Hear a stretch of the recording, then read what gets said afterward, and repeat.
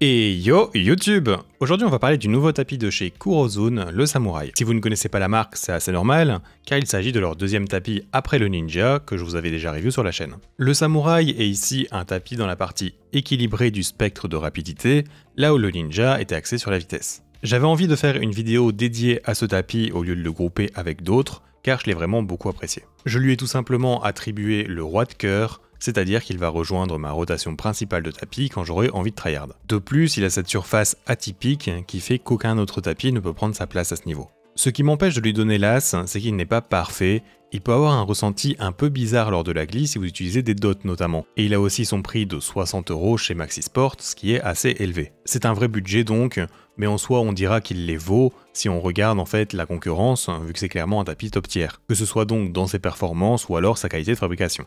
J'estime d'ailleurs que c'est l'une des meilleures sorties de 2024 en termes de tapis de souris. Sachez que ce tapis m'a été envoyé directement par la marque, que je remercie, mais comme toujours, je suis complètement libre de dire ce que je veux dessus. Maintenant rentrons plus dans les détails, let's go. Premièrement, l'emballage du Samouraï est composé de deux grandes enveloppes en carton, avec le pictogramme de la marque sur l'un, et ensuite le design du tapis sur l'autre. Je trouve cet artwork excellent, pas forcément minimaliste, mais très clean en tout cas. J'apprécie vraiment cela, et s'ils arrivent à trouver à chaque fois de l'inspiration pour des noms et dessins dans ce style, ce sera vraiment un énorme succès pour leur DA je trouve. J'étais un peu sceptique sur mon appréciation des coutures blanches avec le Ninja, car en fait ça changeait pas mal de d'habitude, mais maintenant c'est complètement adopté de mon côté, ça aide le dessin à encore mieux se fondre dans le tapis je trouve. Ensuite ses dimensions sont de 49 cm de long sur 42 de large, avec une épaisseur de 3 mm, ce qui le rend plutôt fin je dirais. Et ses coutures le sont également, et d'ailleurs il y a eu une amélioration comparée au Ninja, car ici elles sont au même niveau que la surface au lieu d'être un poil au-dessus. Je ne les sens en fait pas du tout avec les patins de la souris si je viens à toucher les bords, et elles ne m'ont pas non plus dérangé sur le bras ou sur le poignet non plus. Pour sa base maintenant, il me semble qu'il s'agit toujours de la même version d'Alphacell que le Ninja, en étant donc plutôt ferme. Je dirais qu'il y a toujours moyen d'enfoncer un peu votre souris pour la freiner, mais c'est très minime, pile poil ce qu'il faut pour garder une bonne constance dans chaque geste, même sous la pression en fait. L'adhérence de cette base est complètement bonne, il tient bien sur mon bureau, et donc je dirais que l'aspect global du tapis fait qualitatif. Il pèse son petit poids et il ne semble pas broncher lorsque vous le pliez ou l'enroulez légèrement. Bien, enchaînons directement avec sa surface.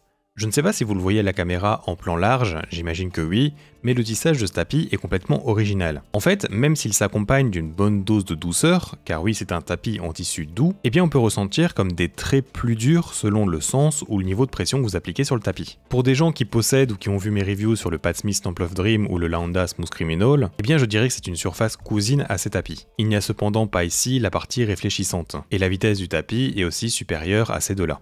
Pour vous dire à quel point c'est spécial, dites-vous que si je vais à gauche, à droite ou alors en haut, je ne ressens rien de particulier. Mais si je vais vers le bas, je ressens une résistance, comme si j'allais dans le sens contraire du poil. Sous les patins, c'est pas quelque chose que vous allez ressentir heureusement, ou en tout cas pas de façon assez forte, et cela n'a pas l'air non plus d'impacter sa vitesse de glisse. Par contre, comme je vous le disais plus tôt, si vous utilisez des patins comme par exemple des dots, eh bien là il se peut qu'avec la pression sur votre souris, vous allez ressentir légèrement chaque petite partie du tissage, qui est donc plus dur que le reste de la surface. Donc voilà, c'est un tissu doux, bien plus doux que la majorité des tapis en tissu classique ou mainstream, et en gros il est pas texturé, mais je peux pas vous dire non plus qu'il est à 100% lisse, avec donc ces petits bouts de lignes plus marqués qui vont se ressentir quand même.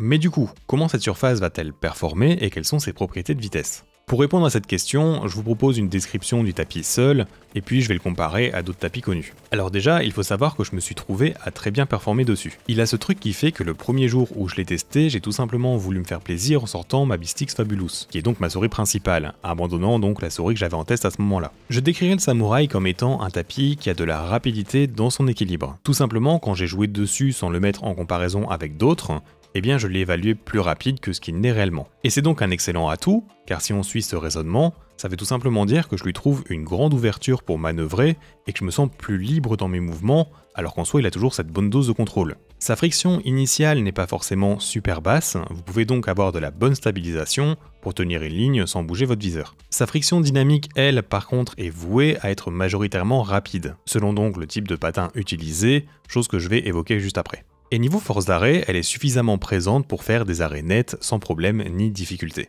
Donc, comme je viens de dire, il y a une chose qui est un peu plus poussée chez ce tapis que sur d'autres. Et c'est en fait sa réaction avec différents types de patins. Et c'est là que son appellation équilibrée prend tout son sens d'ailleurs. Tout simplement, si je devais mettre une note de vitesse sur chacune des marques de patins que je possède, ce tapis serait le meilleur outil pour m'aider à le faire. Si j'utilise des patins de type contrôle, je ressens clairement la friction supplémentaire. Si j'en mets des équilibrés, je vais ressentir aussi directement la différence. Et si j'en mets des rapides, eh bien les propriétés de glisse vont vraiment être boostées dans ce sens. C'est peut-être pas expliqué de façon très claire, désolé pour ça, mais en gros ça fait de lui un excellent tapis pour ajuster votre vitesse selon vos préférences. Que ce soit si vous voulez le rendre un peu plus rapide ou un peu plus contrôle. Car la différence entre les patins vont se sentir vraiment facilement, ce qui n'est pas toujours le cas pour chaque surface. J'éviterai quand même les dots sur lui car comme je vous le disais, le ressenti du tissage peut en fait rendre l'expérience un peu moins agréable. Et si vous appliquez beaucoup de pression sur votre souris, il sera possible de racler le dessous même s'il est plutôt ferme, ce qui ne sera pas provoqué avec des patins larges. Avant de passer aux comparaisons, petite parenthèse pour vous inviter à vous abonner à ma chaîne si vous aimez mon contenu. Vous retrouverez ici toujours des tests sur les dernières sorties souris ou tapis de souris dédiés aux FPS compétitifs, donc n'hésitez pas. Alors pour débuter ce cas par cas, j'ai quand même voulu vous toucher un mot sur l'artisan Type 99, que je teste donc en parallèle. Et cela pour vous dire que moi personnellement, vu que je ne joue pas à des tacs FPS genre Valorant, CSGO ou Rainbow Six, eh bien je me vois à aucun cas le prioriser lui plutôt que le samouraï. C'est bien sûr une question de préférence, mais 9 situations sur 10, je trouve tout simplement que ce dernier va mieux correspondre à mes besoins. Les seuls moments où je me suis dit que le Type 99 serait plus pertinent, c'est quand j'ai testé l'arc à flèche dans The Finals, là où l'ajout de contrôle et de force d'arrêt n'est pas négligeable. Enfin bref, ça a moins de sens de le comparer à lui de toute façon, c'est plutôt l'artisan 0 qui se trouve être plus proche du samouraï. J'ai moi ici un en fermeté mid, qui est plus rapide, donc gardez ça en tête. Je n'ai malheureusement pas de soft ou X-soft, ce qui aurait été sympa car certainement plus proche de lui. Car oui, dans mes tests, le samouraï est un cran de vitesse en dessous de mon 0 mid, une différence qui va se remarquer quand même assez facilement. En fait, le côté bien plus doux du samouraï va se ressentir dans cette glisse, car le côté rêche et plus dur du 0 rend le tout plus léger en mouvement. Là où le samouraï vient plus caresser vos patins, j'ai envie de dire, et donc rajouter plus de friction. Cette friction va aussi plus se ressentir au départ de la souris, avec le 0 qui est évidemment connu pour avoir un déplacement ou donc une friction initiale très basse. Comparé au Saturn Pro maintenant, le samouraï est plus rapide. Ça va se remarquer surtout sur la friction dynamique, sur des mouvements plus amples et plus rapides, il va offrir ce petit effet d'accélération, mais cela donc sans diminuer la force d'arrêt je trouve. En soi, il sera donc plus proche du Saturn V2 classique qui est lui plus ferme. Niveau texture, encore une fois, la surface du samouraï se démarque par son côté vraiment doux. Un autre tapis qu'il dépasse en termes de vitesse, c'est le Tengdao de eSport Tiger. C'est pas une évidence avec chaque type de patin, mais j'ai l'impression que le samouraï possède plus d'ouverture dans les petits mouvements, qu'il est plus facile de micro-ajuster sur lui. Et finalement, même si ce n'est pas le même genre de tapis, je voulais quand même le mettre en comparaison au Wallach MO1, car il est lui un peu plus rapide. Le MO1 a tout simplement ce ressenti plus glissant littéralement, on sent moins de retenue sur chaque déplacement. La souris a une plus grande fenêtre de temps où elle ne s'arrête pas complètement. C'est un élément qui pourrait par exemple provoquer de l'imprécision ou de l'aime tremblante chez quelqu'un, quelque chose qui sera plus safe sur le samouraï. Une fois en mouvement, cependant, la différence n'est pas super éloignée. Voilà, si ce tapis vous intéresse, il est actuellement en précommande en France chez Maxisport.